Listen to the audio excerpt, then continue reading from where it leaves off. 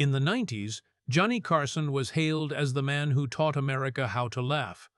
Tens of millions of viewers were captivated by his sharp, witty jokes and his ability to playfully mock even the biggest A-list celebrities. But after years of silence, his own daughter finally confirmed the dark rumors surrounding this television legend. Johnny Carson was a failed father. He rejected his mentally ill son relentlessly, pursued women, cheated constantly, and turned his marriages into hell. What few people knew, however, was that all his suffering stemmed from his own mother. For decades, rumors about Johnny Carson swirled around his career, but it wasn't until his daughter, Johnny Carson, spoke out in a rare interview that the curtain of silence was finally pulled back. Joanna had always refused to discuss her father publicly, yet she eventually had to admit what Hollywood had long suspected: Johnny Carson was not the perfect man he appeared to be. Off-screen, he was a terrible person with broken marriages and a dark side that his audience never saw. He had 4 marriages, 3 sons with his first wife, Jody Walcott, and a fractured family behind the scenes.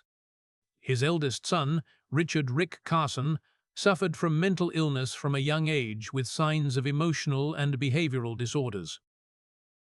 In the social context of 1960s and 70s, America, mental illness was considered a shameful secret, especially for a national television star. Johnny chose to hide the truth rather than face it. He went so far as not to visit his son when Rick was hospitalized in Nebraska and later in California. His daughter Corey once said bitterly, "My father was never there when we needed him." Cliff. Rick died on the scene at the age of 39. Johnny Carson had to sit in front of the camera for a tribute show for his son. His voice choked as he spoke of Rick, but he never reconciled, never apologized, and never embraced his son to tell him he loved him. Although he never admitted it, many believe Johnny was haunted by guilt for the rest of his life. But it didn't stop there. In addition to the demons of his son's death, Johnny harbored another demon that emerged every time he touched alcohol. Johnny Carson had a little-known secret: he was an alcoholic. When sober, he was a witty and charming man, but once alcohol took hold, he would become a completely different person: aggressive, out of control, and dangerous.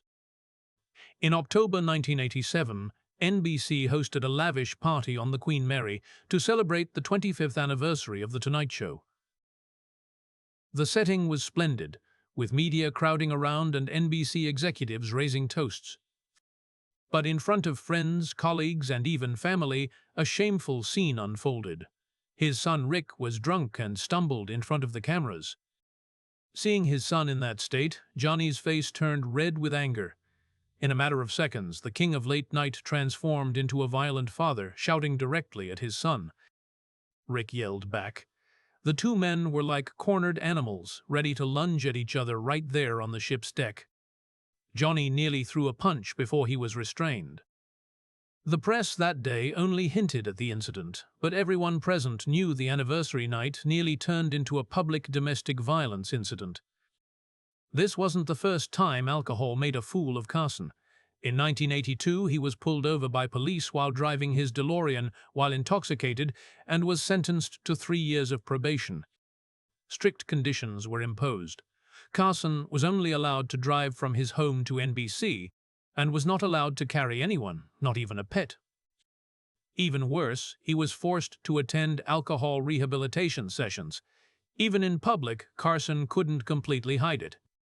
In a 1977 interview on 60 Minutes, he finally admitted, "I have a problem with alcohol." He talked about the nights of heavy drinking with his close partner Ed McMahon. On stage, Carson still joked about alcohol, but it was the laugh of a man who knew he was self-destructing but couldn't stop. His second marriage to Joanne Copeland, which began in 1960, quickly turned into a game filled with betrayal. At the time, Johnny was the host of Who Do You Trust? And Joanne was a flight attendant. Both were seen as ideal figures, but soon after the wedding, the romance collapsed. Both were cheating. Johnny hunted for women everywhere, from models to actresses, while Joanne fell into the arms of Frank Gifford, the legendary football star. What the public didn't know was that Johnny was not just jealous. He was morbidly obsessed with uncovering the truth. He hired his private lawyer, Henry Bushkin, and turned him into a spy. Johnny forced Henry to break into the apartment where he suspected Joanne and Frank were having their affair. Although Bushkin hesitated, Johnny coldly ordered, "Just do it."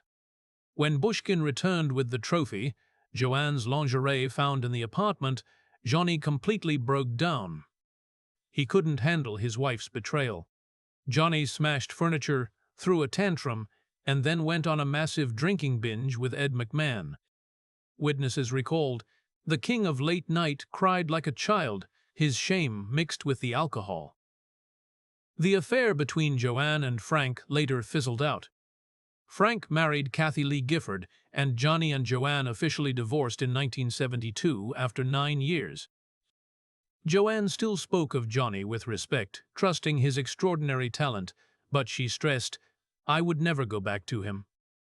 When his marriage to Joanne Copeland was falling apart, Johnny got into a scandalous affair with Playboy model Angel Tompkins. It was a power game. Johnny used his wealth to conquer her, ignoring his lawyer's warning that if he didn't stop, the divorce would cost him a fortune. Johnny gave a wry smile and ignored it all, and as predicted, he later had to pay a huge settlement to Joanne. But the paradox is that even while cheating, Johnny was still unfaithful to his mistresses. Angel Tompkins discovered he was seeing other women. To appease her, Johnny went on a spending spree, a Rolls-Royce, a luxurious suite at the Pierre Hotel in New York, and sparkling diamonds worth hundreds of thousands of dollars. Angel still felt empty, and Johnny saw material generosity as a way to buy her silence. When the glitter of the diamonds faded, the truth remained. Angel was just one of countless beauties whom Carson conquered and then abandoned. His broken marriages were not the root of his cruelty, because the most important woman in his life was the one who cast the most terrible shadow. Johnny Carson always hated his mother, Ruth Carson. Ruth was known for being cruel and controlling. With Johnny, she was always critical. Even after Johnny became a star, Ruth never praised him. Instead, she often made sarcastic remarks and looked at him with disdain. Johnny believed Ruth had poisoned his love life. She interfered violently in his relationships, sowing doubt and bitterness in him. Johnny once admitted in a drunken state, "She has destroyed all my marriages." With the most venomous words, he called Ruth the Wicked Witch, even comparing her to Lady Macbeth. Even after Ruth passed away, Johnny couldn't forgive her. He once bluntly told a close friend, "She never loved me, and I have no reason to love her either." Right after their 1987 wedding, Johnny and Alexis went on a luxurious yacht in Italy, ready to enjoy a dream honeymoon, but the reality was a nightmare. Johnny barely smiled, his face gloomy throughout the trip, as if he didn't even want to be there. On the deck, instead of loving words, they argued constantly. The climax came when Johnny said something chillingly cold. "We've been married for 3 weeks. If you say that again, this marriage won't last another 3 weeks." While he was a bitter failure at home, in showbiz, Carson nurtured fierce and even extreme feuds. It all began in 1980 when Johnny Carson planned to buy the Aladdin Hotel and Casino in Las Vegas, but for personal reasons, he unexpectedly withdrew. Wayne Newton seized the opportunity and officially became the owner. The press didn't say Johnny gave up willingly. They portrayed him as a loser. For a man with an ego as massive as Carson's, that was an unforgivable insult. To retaliate, Carson used The Tonight Show. In front of millions of viewers, he repeatedly made jokes about Wayne Newton's sexuality, turning Newton into a laughingstock. Years later, Newton admitted Johnny Carson was a cruel person. "He took his pain and anger and poured it all on me."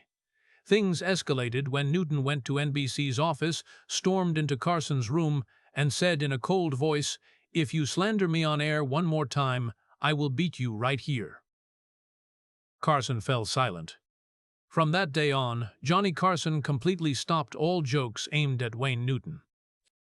When The Tomorrow Show became popular, Snyder was hailed as a breath of fresh air. Americans loved him for his straightforwardness, while Johnny saw only a trespasser. This jealousy erupted at Chasen's. Johnny called Tom Snyder a cheap clown, mocked his smile as the smile of a mad dog, and claimed Snyder only succeeded because he stole my audience. Carson talked non-stop all evening, but ironically no one in the room believed Snyder was a threat. They made fun of Carson, and if it wasn't a colleague, his ideal prey was an overweight guest. Raymond Burr was a typical victim. When Burr appeared in 1968, Carson compared his physique to a freighter. Burr tried to laugh, but the attacks continued. Burr never returned. Among the guests, none annoyed Johnny more than Bob Hope. Carson hated scripted performances, and Bob was all script. Every time Bob appeared, Johnny had to follow pre-written questions. If he went off script, Bob got flustered. Carson once said, "If I end up like that guy, just shoot me." Carson could be contemptuous to colleagues, but the betrayal of friends cut deepest. Joan Rivers and John Davidson both got talk shows airing at the same time slot.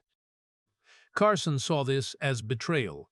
He banned Joan from The Tonight Show, never took her calls, and even after her show failed and her husband committed suicide, he never spoke to her again. Rumors say there was an affair between Johnny and Joan. She later said, "I watched a sex tape of Johnny. None of the women in it were his wives, and what I saw was truly insane." In 1973, Carson joked about a toilet paper shortage. America believed it. The next day, stores were emptied. The panic lasted 20 weeks. Carson had to go on air and apologize. Born in 1925 in Iowa, he rose from local comedy to being the king of late night. He hosted The Tonight Show for 30 years. His style, natural, unpredictable, brilliant, set the template for Letterman, Leno, Fallon, Colbert. He launched careers with a simple, "I like you." Ed McMahon was his perfect partner. Even presidents respected him. He won Emmys, a Peabody, the Medal of Freedom. But more than awards, he redefined what late-night TV could be. When he retired in 1992, 50 million people watched. When he died in 2005, the world mourned. But behind the camera was not the same man. The applause was loud, but in the silence the truth waited. And when the mask fell, the only question left was, had we been worshipping an illusion all along? Because to most Americans, Johnny Carson was untouchable. He was the gold standard of late-night comedy, the man who turned small talk into art and made millions feel like they had a friend on television. But the man who waved goodnight to America each evening went home to a world that few truly understood. One shaped by bitterness, regret, emotional isolation, and a relentless need to control. Even after retiring from television, Carson didn't seek connection. He didn't embrace family or mend broken relationships. Instead, he chose seclusion. He retreated to his Malibu compound and spent long days on his yacht, the Serengeti, avoiding the very spotlight that once sustained him. Friends who had known him for decades said he became more reclusive, answering fewer calls, ignoring letters, and fading into a life of quiet detachment. His need for privacy wasn't just about being left alone. It was about hiding. Hiding from the pain he caused, hiding from the guilt, hiding from the people he had failed. Some say Carson died of emphysema, others say he died of loneliness long before that. For years he chain-smoked off-camera, another dark secret hidden behind the polished persona. He once joked about his addiction, calling himself a puffaholic, but even that was a deflection, another laugh to keep people from looking too closely. He joked so people wouldn't ask how he was really doing, and it worked until it didn't. In truth, Johnny Carson may have been the loneliest man in Hollywood. He had fortune, fame, and an empire built on laughter, but emotionally he was bankrupt. He couldn't hold on to the people who mattered most. His sons grew up distant. His wives grew resentful. And his colleagues, even the ones who adored his genius, often found themselves kept at arm's length. His longtime friend and writer Dick Cavett once reflected, Johnny could walk into a room and charm everyone, but he would never really let anyone in.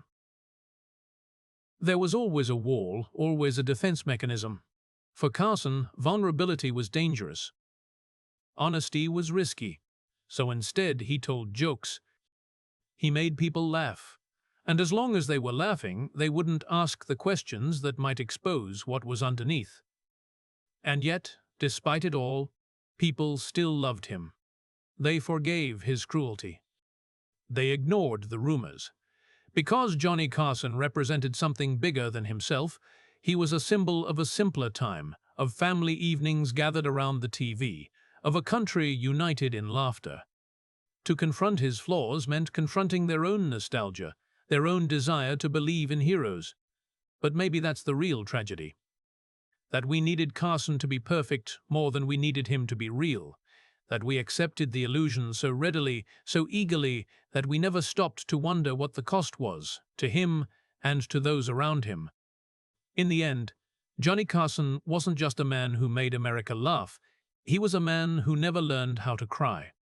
And as the curtain closed for the final time, the silence that followed wasn't just the end of an era. It was the echo of a lifetime spent hiding in plain sight.